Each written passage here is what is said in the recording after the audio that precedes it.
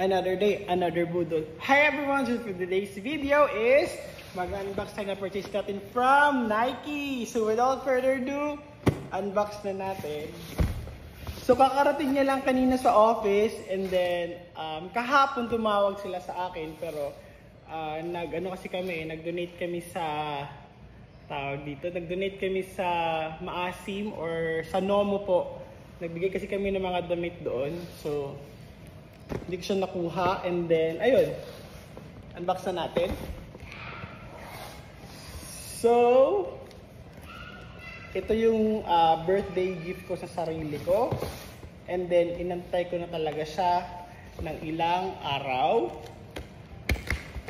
Ayan siya guys, excited ako dito eh. Ayan. So inside this box is ang ating na-purchase from Nike na, tama ba itong pagbukas ko? Ayan. Ayan siya.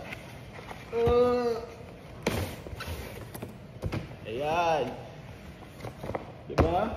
So, ang binili ko is itong Air Jordan High G na limited edition. Ayan siya guys. Super excited ako. So, bakit siya limited edition? Ito yung Golf na colorway na design. So, buksan natin.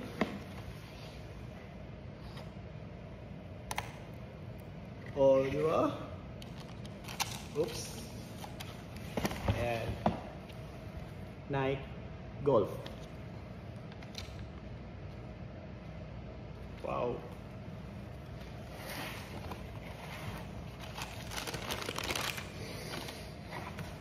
Sabi. See? Diba? Super ganda niya.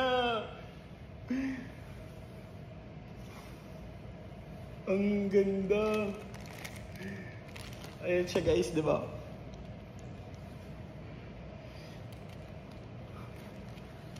Grabe, super speechless ako. Kinadikan ko na talaga na pag if ever bibili ako ng Jordan is high cut talaga yung kukunin ko kasi ang dami kong pair na low cut pero hindi siya bagay sa mga skinny jeans ko or sa mga ankle pants ko. So yun, ang pinurchase ko talaga is itong high cut and then madami pang darating. So yun lang guys, diba? Ganda niya. So, buksan ko yung isang pair. So, tingnan nyo guys. So, inclusion is meron tayong tawag dito parang warranty something. Ayun, so may nakalagay na lagyan mo ng pangalan. Gawa ng limited edition ito. And then, may shoelace na extra na color green. And then white na 'di ba parang ano siya metallic something. 'Di ba super nice niya. Super excited. Nasuotin siya this coming New Year. Sana green yung motif ng ng New Year.